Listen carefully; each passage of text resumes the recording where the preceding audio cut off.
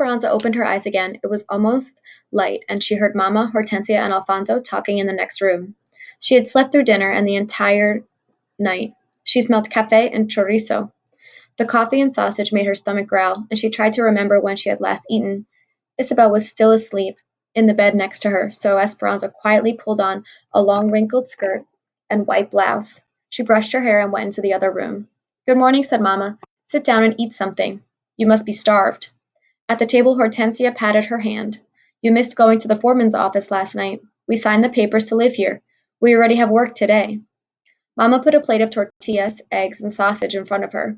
Where did all the food come from? Asked Esperanza. Josefina, said Hortensia.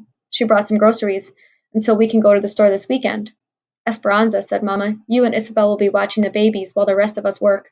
Alfonso and Juan will be picking grapes, and Hortensia, Josefina, and I will be picking grapes in the shed. But I want to work with you and Hortensia and Josefina. You're not old enough to work in the shed, said Mamma, and Isabel's not old enough to watch the babies by herself. If you watch the babies, then Josefina can work, and that is one more paying job between us. We must all do our part. You will have a camp job too, sweeping the wooden platform every afternoon, for which they will deduct a little from our rent each month. Isabel can show you what to do later. What's the platform? Esperanza asked. It's the big wooden floor outside, in the middle of the camp. Juan said they use it for meetings and dances, said Mamma. Esperanza stared at her food. She did not want to be stuck in the camp with the children. Where's Miguel? She said. He already left for Bakersfield with some other men to look for work at the railroad, said Alfonso. Isabel came out of the bedroom, rubbing her eyes. Mi sobrina, my niece, said Hortensia, hugging Isabel. Go say good morning to your mother and father before we all leave for work. Isabel hugged her and ran next door. Esperanza studied Mamma as she made un burrito de frijoles for lunch and wrapped the soft tortilla filled with pinto beans in paper. She looked different. Was it the long cotton dress and the big flowered apron tied at her waist? No, it was more than that. Mamma, said Esperanza, your hair. Mamma's hair ran down her back in a single long braid, almost touching her waist. Esperanza had never seen Mamma. It was always done up in her beautiful plaited bun, or, when she was ready for bed, brushed out and flowing. Mamma looked shorter and somehow not herself. Esperanza did not like it. Mamma reached up and stroked the back of her head. She seemed embarrassed. I figured out that I can wear a hat with my hair on. I can't wear a hat with my hair on top of my head, and this makes more sense, does it? After all, I'm going to work today, not to a fiesta. Then she hugged Esperanza. We must go now. The trucks leave at 6:30 to take us to the sheds. Take good care of the babies and stay with Isabel. She knows the camp. As the three of the men walked out, Esperanza noticed Mamma reaching up hesitantly to touch her hair again. When Esperanza finished eating, she went outside and stood on the front step. Instead of facing another row of cabins, their cabin was in the last row facing the fields.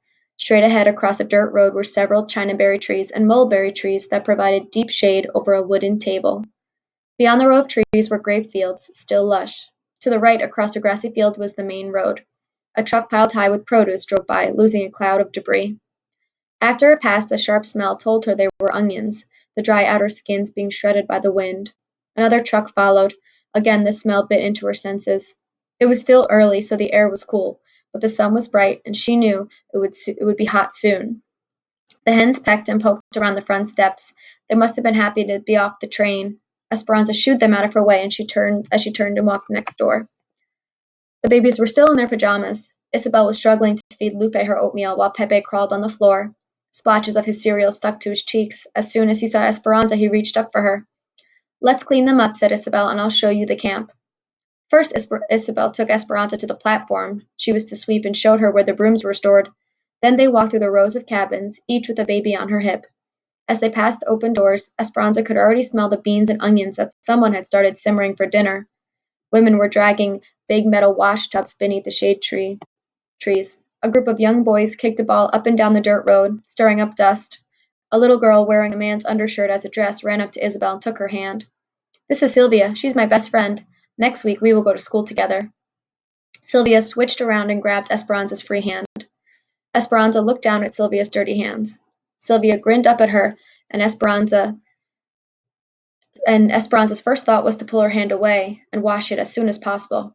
Then she remembered Mama's kindness to the peasant girl on the train and her disappointment in Esperanza. She didn't want Sylvia to start crying if she were to pull away. She looked around at the dusty camp and thought, that it must be hard to stay clean in such a place. She squeezed Sylvia's hand and said, I have a best friend too. Her name is Marisol, and she lives in Aguas Calientes. Isabel introduced Esperanza to Irene and Melina, two women who were hanging clothes to dry on a long line stretched between the cabins and a tree. Irene had long gray hair tied in a tail. Melina didn't look much older than Miguel, and she already had a baby of her own. We heard the story of how you came from Aguas Calientes, said Melina. My husband is from there. He used to work for Senor Rodriguez. Esperanza's face lit up with the news. He knew my father since he was a boy. Do you think your husband knew Marisol, Senor Rodriguez's daughter? Melina laughed. No, no, I'm sure he didn't. He was un campesino, a field servant. He would not know the family. Esperanza felt awkward and didn't mean to make Melina admit to her husband that he was a servant. But Melina didn't seem bothered and began recalling other farms where her husband had worked on in Aguas Calientes. Isabel pulled on Esperanza's arm. We need to change the babies. As they walked back to the cabin, they said, They are mother and daughter. They come over to talk and crochet with my mother all the time. How do they know all about us already? Isabel raised her hand and made her fingers tap up and down on her thumb as if to make a mouth talking. Everyone in the camp knows everyone's business.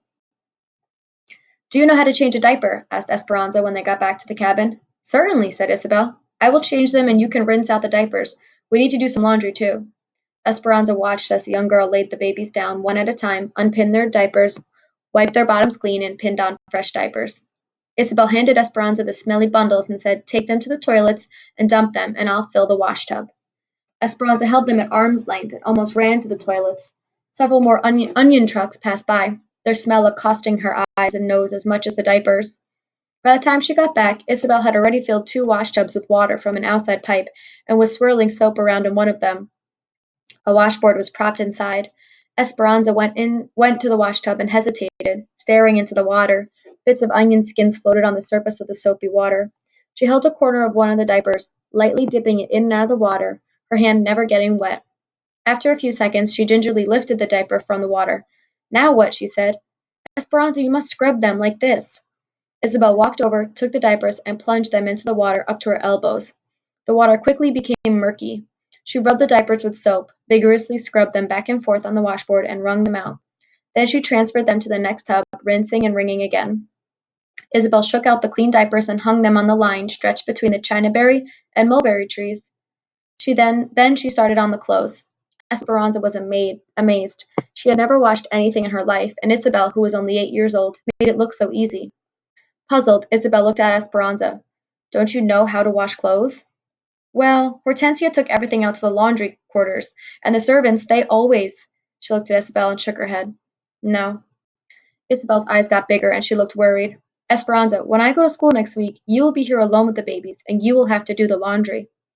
Esperanza took a deep breath and said weakly, I can learn.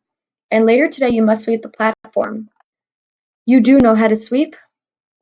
Of course, said Esperanza. She had seen people sweep many times, many times, she assured herself. Besides, she was ready to embarrass about the washing to admit anything else to Isabel.